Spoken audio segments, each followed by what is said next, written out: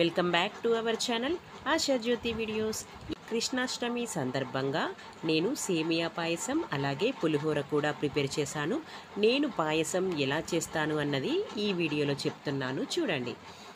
First ఈ పాయసం prepare చేయాలంటే stove on చేసుకొని ఒక పాత్రను పెట్టేసుకోండి. ఆ తర్వాత తగినంత నెయ్యిని వేసేసుకొని నెయ్యి వేడైపోయిన తర్వాత 1 కప్పు సేమియాని తీసుకున్నాను. 1 కప్ సేమియా ఇందులో వేసేసుకొని లో ఫ్లేమ్లో కలుపుతూ ఉండండి. మనం వేసుకున్న ఈ సేమియా కలర్ చేంజ్ అయ్యి కాస్త బ్రౌనిష్ కలర్లో వచ్చేంత వరకు కలుపుతూనే ఉండాలి. ఇలా మంచిగా ఈ సేమియా వేగిపోయిన తర్వాత ఇందులో పాలు వేసుకోవాలి. 1 కప్ సేమియా తీసుకున్నాను కాబట్టి 2.5 కప్ పాలు, వేడి చేసుకున్న పాలు ఇందులో వేసుకుంటున్నాను.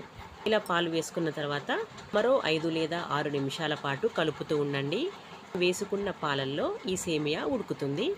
సేమియా ఉడికిన తర్వాత షుగర్ని యాడ్ చేసుకోవాలి. ఇలా మనం వేసుకున్న పాలల్లో ఈ సేమియా ఉడుకుతూ ఉంటుందండి.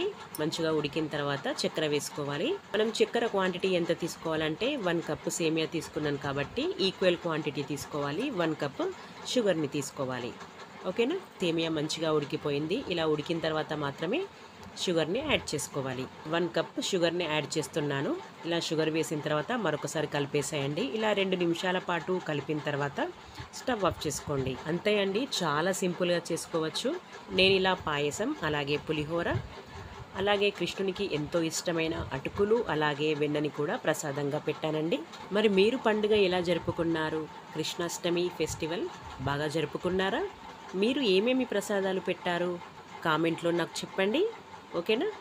నేను చింతపండు పులిహోర ఎలా చేయాలో మీరు తెలుసుకోవాలనుకుంటే కామెంట్లో నన్ను అడగండి. నేను మరొక వీడియోలో అప్లోడ్ చేస్తాను. నేనైతే ప్రసాదాలు ప్రిపేర్ చేసుకున్నాను, అలాగే పూజ బాగా చేసుకున్నాను. నా ఈ వీడియో మీకు నచ్చిందని అనుకుంటున్నాను. ఈ వీడియో కనుక మీకు నచ్చినట్టయితే నా ఛానల్ని సపోర్ట్ చేయండి, సబ్స్క్రైబ్ చేయండి.